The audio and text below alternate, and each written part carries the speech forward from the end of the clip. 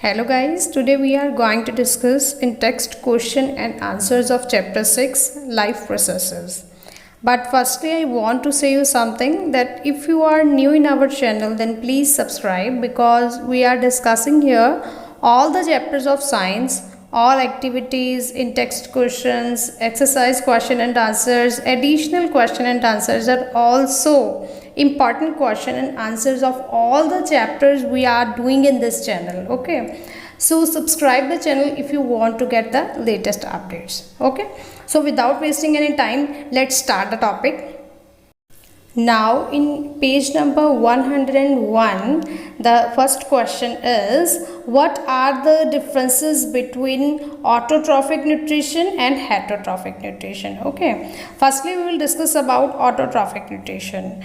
When the organisms like green plants prepare their own food by carbon dioxide and water in presence of chlorophyll and sunlight, then they are called autotrophs. The process is called photosynthesis. Autotrophic और heterotrophic nutrition के बारे में हम छोटी classes से ही पढ़ते आए हैं. स्मॉल क्लासेस में हमने ये पढ़ा है कि ऑटोट्रॉफिक न्यूट्रिशन हेटरोट्रॉफिक न्यूट्रिशन किसे कहा जाता है. अब देखिए, इसे समझने का बहुत ही आसान तरीका एक ये है. देखिए, हमारे घर में जो भी ऑटोमेटिक है, मशीन्स आजकल ऑटोमेटिक आ गई हैं, प्रेस है ऑटोमेटिक. हम बोलते हैं ना कि ये ऑटोमेटिक प्रेस है, ये अपने आप ही बंद हो जाती है और अपने आप ही जब ज़्यादा गर्म हो जाए तो ये बंद हो जाएगी और जब ठंडी हो जाएगी तो अपने आप ऑन हो जाती है ना. तो इसीलिए उसे ऑटोमेटिक मतलब कि अपना काम खुद करना है ना. तो यहाँ पर ग्रीन प्लांट्स जो हैं वो ऑटोट्रॉफिक हैं क्योंकि ये खाने के लिए किसी और के ऊपर डिपेंड नहीं रहते हैं, किसी और ऑर्गेनिजम्स के ऊपर डिपेंड नहीं रहते हैं. ये अपना खाना खुद बनाते हैं with the help of carbon dioxide, water and sunlight. Okay, and in the presence of chlorophyll. इसीलिए इसे ऑटोट्रॉफिक बोला जाता है ग्रीन प्लांट्स को. ओके, बट हेटरोट्रॉफिक किसे बोला जाता है? When organisms do not prepare their own food but depend on other for their food.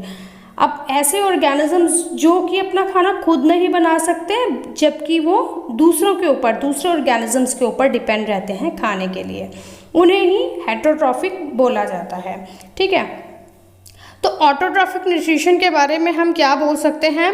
Food is prepared from carbon dioxide, water and sunlight. But heterotrophic nutrition में हम क्या बोल सकते हैं? Food can not be prepared from carbon dioxide, water and sunlight. Okay, and chlorophyll is required for food preparation in autotrophic nutrition, but chlorophyll is not required for food preparation in heterotrophic nutrition. Okay, and in autotrophic nutrition, green plants and certain bacteria have autotrophic mode of nutrition, but in heterotrophic nutrition, all the animals of fungi, most bacteria have heterotrophic mode of nutrition. Now moving to the second question. Second question is, where do plants get each of the raw material required for photosynthesis? तो यहाँ पर question हमसे ये पूछा गया है कि photosynthesis के लिए जो रॉ मटेरियल रिक्वायर्ड होते हैं वो ग्रीन प्लांट्स को कहाँ से मिलते हैं. ठीक है, the raw material for photosynthesis are कौन कौन से होते हैं? That we can say carbon dioxide, okay, through gaseous exchange carried out by stomata, and water. Roots absorb water from the soil provided by irrigation or even rains, and also sunlight से chlorophyll मिलता है, and the green pigment present in green plants traps solar energy. Okay, and how we can explain to this question is, carbon dioxide is obtained from atmosphere through stomata. Water is absorbed by plant roots from the soil. Sunlight is an essential raw material for photosynthesis, and nutrients are obtained by soil by plants roots. Okay, and now the third question is, what is the role of the acid in our stomach? That means कि हमारे पेट में acid जो है वो अम्ल को बोलते हैं, उसका क्या रोल है. Okay, HCl, hydrochloric acid. Okay, HCl present in stomach dissolves food particles and creates an acidic medium.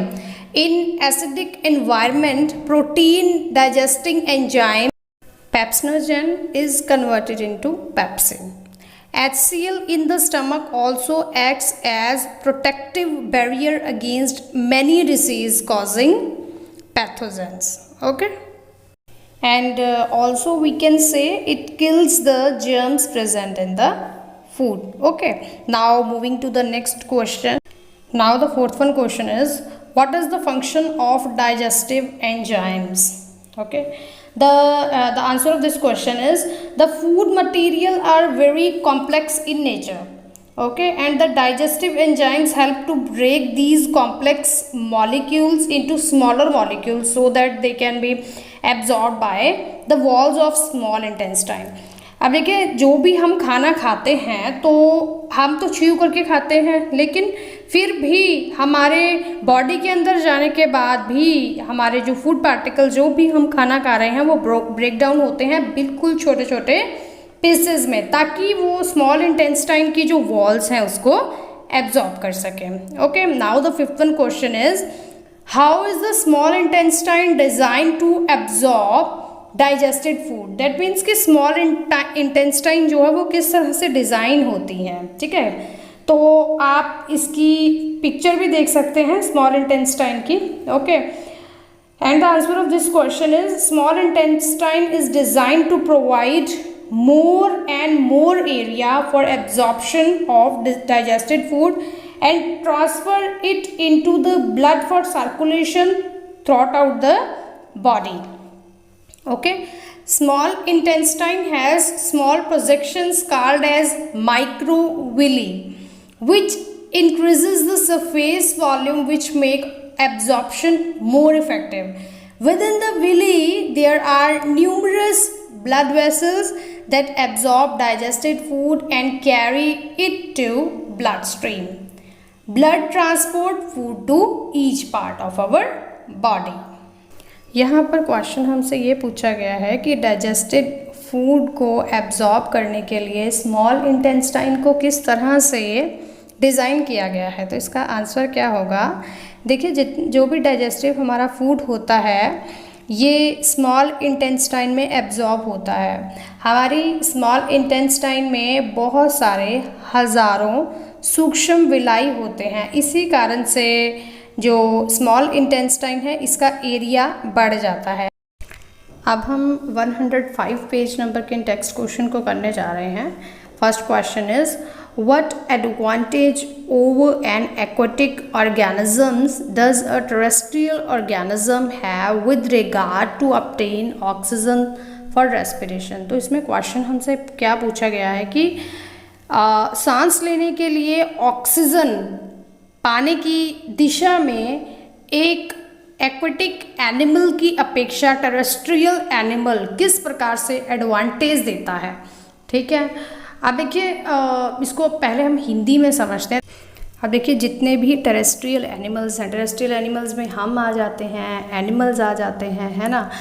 तो यानी कि जो लैंड के ऊपर पाए जाने वाले होते हैं उनको ही टेरेस्ट्रियल एनिमल्स बोला जाता है. अब देखिए, हमें पता है कि एटमॉस्फेयर में ऑक्सीजन की अवेलेबिलिटी है वो काफ़ी अच्छी है, इसीलिए टेरेस्ट्रियल एनिमल्स को ये आसानी से मिल जाती है.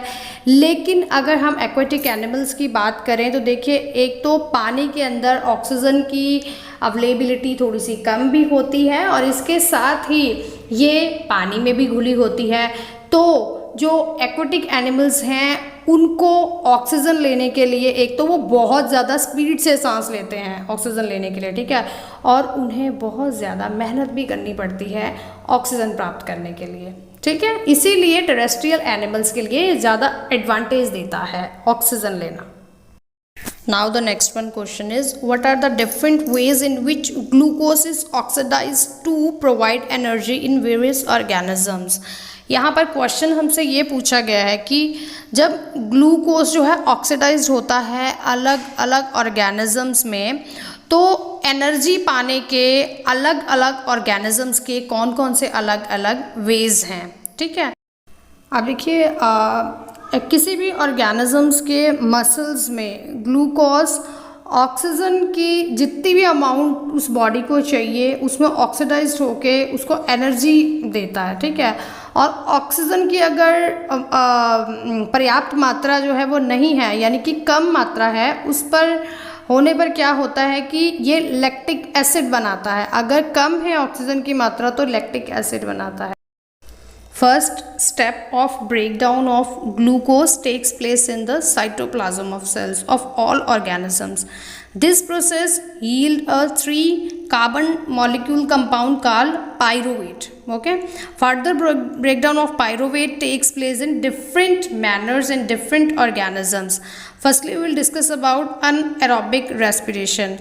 This process takes place in absence of oxygen. Example in yeast during fragmentation. In this case, pyruvate is converted into ethanol and carbon dioxide. Okay, and the second one is aerobic respiration. In aerobic respiration, breakdown of pyruvate takes place in presence of oxygen to give rise 3 molecules of carbon dioxide and water. As we have discussed, the release of energy in aerobic respiration is much more than anaerobic respiration. Okay, this is the answer of second question. Now moving to the third question. Third question is, how is oxygen and carbon dioxide transported in human beings? That means कि human beings में oxygen और carbon dioxide का परिवहन कैसे होता है। देखिए, मनुष्यों में ऑक्सीजन तथा कार्बन डाइऑक्साइड के परिवहन को हम सांस लेना कहते हैं। हमें भी पता है कि हम ऑक्सीजन लेते हैं और कार्बन डाइऑक्साइड को आउट करते हैं, ठीक है। ये जो प्रोसेस है ये हमारी लंग्स द्वारा किया जाता है, ठीक है। लंग्स में सांस के द्वारा पहुंचाई हुई एयर में से हीमोग्लोबिन ऑक्सीजन को लेकर शरीर की मतलब कि सर्कुलेशन, ब्लड सर्कुलेशन कर देता है, सारी जितने भी हमारे बॉडी पार्ट्स हैं वहाँ पर पहुँचा देता है। इसी तरह से ऑक्सीजन शरीर के हर अंग तक पहुंचता है। इसी प्रकार कार्बन डाइऑक्साइड जो हमारी बॉडी में ग्लूकोज को ऑक्सीडाइज्ड करके एनर्जी में बदलता है, ये कार्बन डाइऑक्साइड ब्लड के कांटेक्ट में आने से प्लाज्मा में घुल जाता है, ठीक है।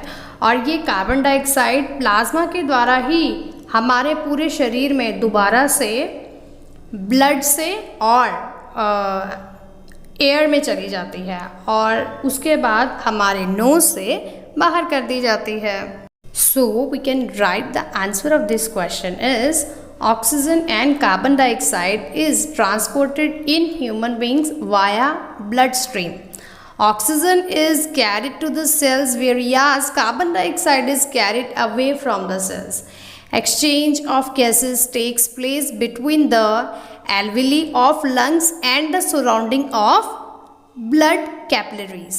Oxygen is absorbed by the blood capillaries from the lungs alveoli by diffusion while carbon dioxide is absorbed by the lungs alveoli from blood capillaries by diffusion. And now the next one question is, how are the lungs designed in human beings to maximize the area for exchange of gases? अभी हमने पिछला question अभी किया था कि हमारी small intestine जो है वो किस तरह से बनी होती है या डिज़ाइन की होती है। अब इस क्वेश्चन में हमसे पूछा गया है कि हमारी लंग्स किस तरह से, हमारे लंग्स का एरिया कितना होता है ये बताइए, ठीक है। तो यहाँ पर हमारा आंसर क्या होगा, in the lungs the air windpipe divides into smaller tubes called bronchi. In turn from bronchioles, the bronchioles which terminate in balloon-like structure called alveoli. Okay, the alveoli present in the lungs provide maximum surface for exchange of gases. Yes. आपको समझ में आ रहा होगा, the lungs is an important part of the body. The passage inside the lungs divides into smaller and smaller tubes which finally terminate in balloon-like structure called as alveoli. The alveoli provide a surface where the exchange of gases can take place. The walls of the alveoli usually contains an extensive network of blood vessels. We know that when we breathe in, we lift our ribs, flatten our diaphragm and chest cavity becomes larger. Okay, because of this section air is sucked into the lungs and fills in expanded alveoli. The blood brings the essential carbon dioxide from rest of the body and supply it to the alveoli. The oxygen in the alveolar air is taken up by the blood in the alveolar blood vessels to be transported to the all other cells of the body. During the normal breathing cycle, when air is taken in and let out, the lungs always contain a residual volume of air so that there is sufficient time for oxygen to be absorbed and carbon dioxide to be released. Okay, this is the answer of fourth question. Now moving to the next in-text question, that is on page number 110. Now the first one question is, what are the components of the transport system in human beings? What are the function of these components? हमने components बताने हैं जिसकी help से कि हमारी human body में transport होता है, और इनके फंक्शन भी बताने हैं हमने, ठीक है। अब ट्रांसपोर्टेशन किस कंपोनेंट से होती है हमारी बॉडी में? हार्ट से, ब्लड वेसल्स से, ठीक है। Heart, blood and blood vessels are the main components of transport system in human beings. And now the function of these components are, firstly will discuss about heart. Heart pumps oxygenated blood throughout the body.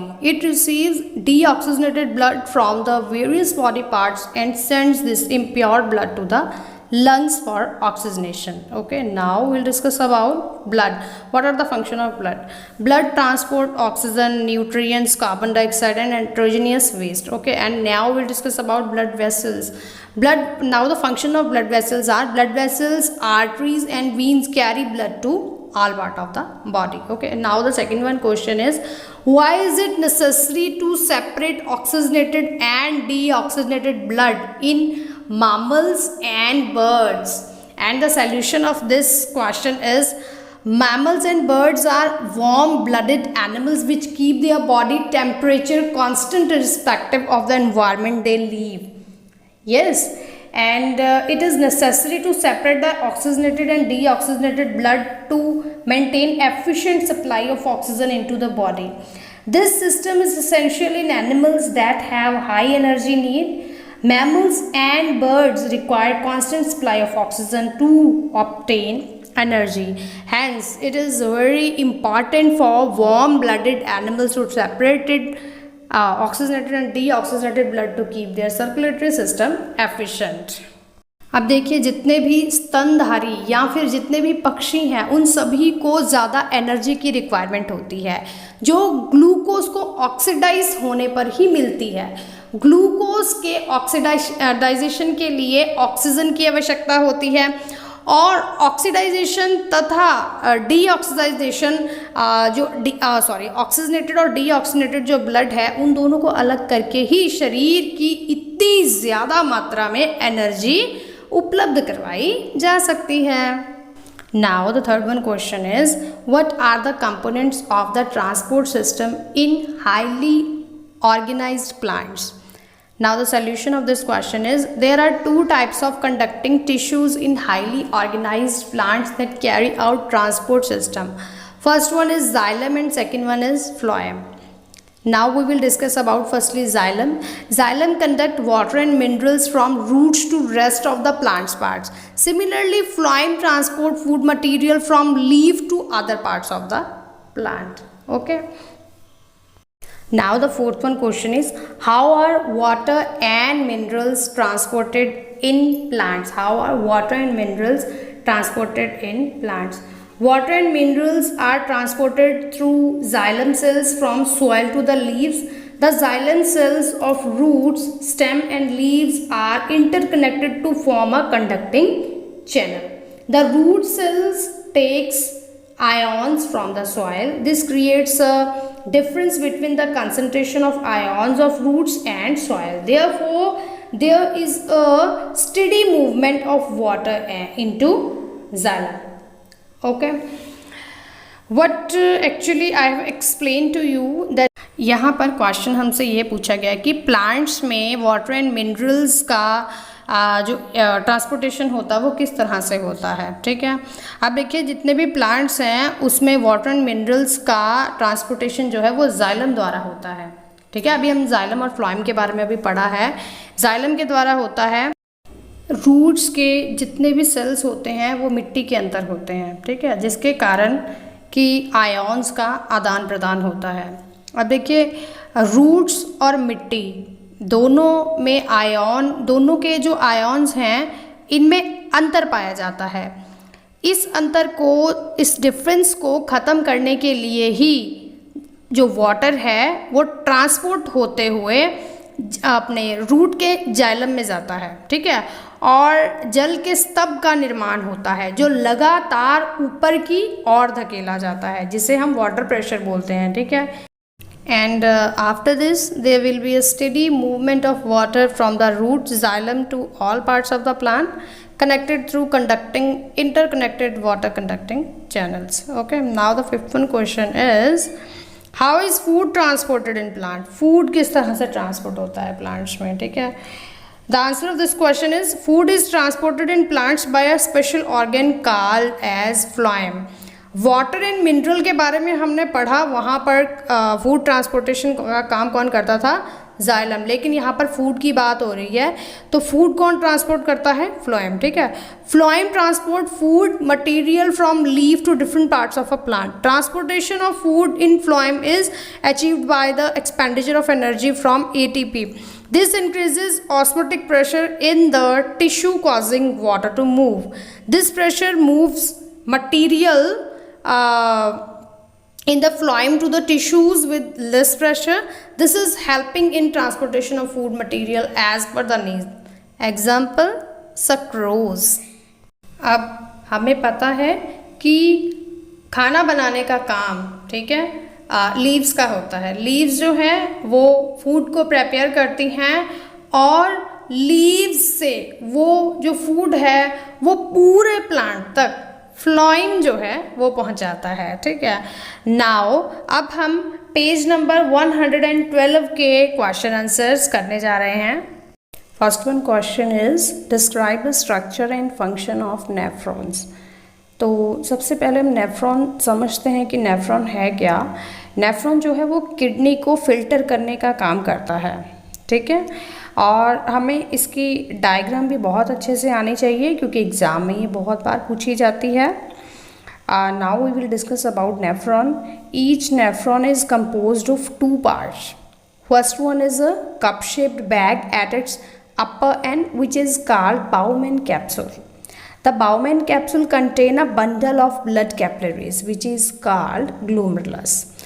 One end of the glomerulus is attached to the renal artery which brings the impure blood containing the urea waste into it.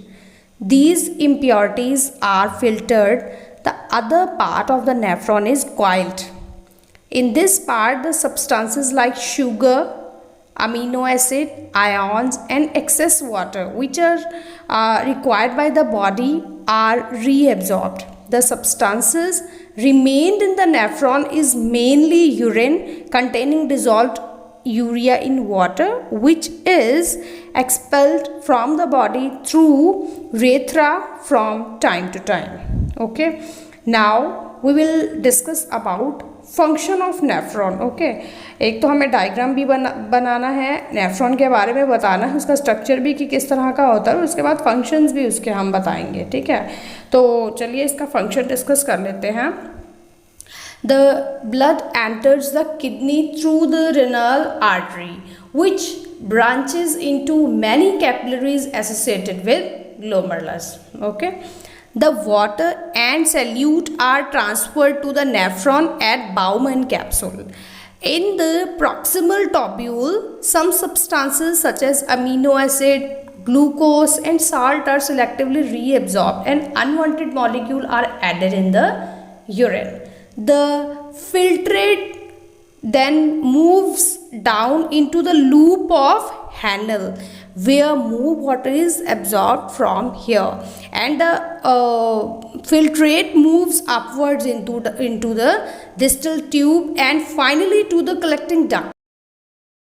Human beings की एक kidney में लगभग 10 lakh nephron पाए जाते हैं, और अगर हम बात करें ग्लोमेरुलस की, तो तो ये एक ऐसे ब्लड वेसल्स का गुच्छा होता है जो कि यूरिन को फिल्टर करने का काम करता है, ठीक है। इस काम में एंडोथेलियम सेल्स की परत होती है। इनके बीच बीच कुछ होल्स होते हैं जिन्हें फेनेस्ट्रा कहते हैं, okay. And if we say about Bowman capsule, filtration of blood takes place in the Bowman capsules, okay, from the capillary of glomerulus. The filtrate passes into the tabular part of the nephron. This filtrate contains glucose, amino acid, urea, uric acid, salts, and a major amount of water. And as the filtrate flows along the tabule, useful substances such as glucose, amino acid, salt, and water selectively reabsorbed into the blood by capillaries surrounding the nephron tabule. The amount of water reabsorbed depend on the need of the body and also on the amount of waste to be excreted. And the filtrate which remains after reabsorption is called urine. Yes, urine contains dissolved nitrogenous waste, urea and uric acid, excess salts and water. And urine is collected from nephrons by the collecting duct to carry it to the ureter. Now the second one question is, what are the methods used by plants to get rid of excretory products? Okay, ये भी बहुत important question है और बहुत बार exam में पूछा जाता है। And the answer of this question is the plants get rid of gaseous product through stomata in leaves and lenticels in stems. The plants get rid of stored solid and liquid waste by the shedding of leaves, peeling of bark and felling of fruits. The plants get rid of waste by secreting them in the form of germs and resins. Yes, plants also excrete some waste substances into the soil around them. Many waste products are stored in vacuoles of the cells. Some waste products are stored in the leaves. They are removed as the leaves fall off. Okay, some waste products such as resins and germs are stored especially in non-functional old xylem. Some waste products such as tannins, resins, germs are stored in bark, thereby removed as peeled off. Plants also excrete some waste substance through roots into the soil around them. Okay, now the third one question and the last one question from the in-text questions. Okay, in my next video we will discuss about exercise questions and answers. And now the last one question is, how is the amount of urine produced regulated? इसका मतलब क्या है कि urine बनने की मात्रा का नियमन किस प्रकार होता है, यानी जो यूरिन बनेगा वो ज़्यादा बनेगा या कम बनेगा, वो किस पर निर्भर करता है। अब हमें भी पता है कि हम जितना पानी पीते हैं उतने ही यूरिन की मात्रा बढ़ती है, लेकिन हम जितना पानी कम पीते हैं उतने ही यूरिन की मात्रा कम होती है। ये कुछ हार्मोन्स जो है वो अपने कंट्रोल में रखते हैं। Okay, the amount of urine largely depends on the amount of water reabsorb. The amount of water reabsorbed by the nephron tabule depends on how much water in excess is in the body removed. Okay, when water is abundant in the body tissues, large quantities of dilute urine is excreted out. When water is less in quantities in the body tissues, a small quantity of concentrated urine is excreted. How much dissolved waste, especially nitrogenous waste like urea and uric acid and salts, to be excreted from the body? When there is more quantities of dissolved waste in the body, more quantity of water is required to excrete them. So the amount of urine produced increases. आज हमने इस video में lesson number 6 life processes के पूरे in-text questions यहाँ पर discuss किए हैं। ओके, इसी तरह से अगर आप चाहते हैं कि सारे चैप्टर्स के text question, activities question and answers, exercise question and answers and also important question and answers हम यहाँ पर डिस्कस करें, तो आपको उसके लिए मेरे चैनल को सब्सक्राइब करना पड़ेगा। Thank you so much, bye bye.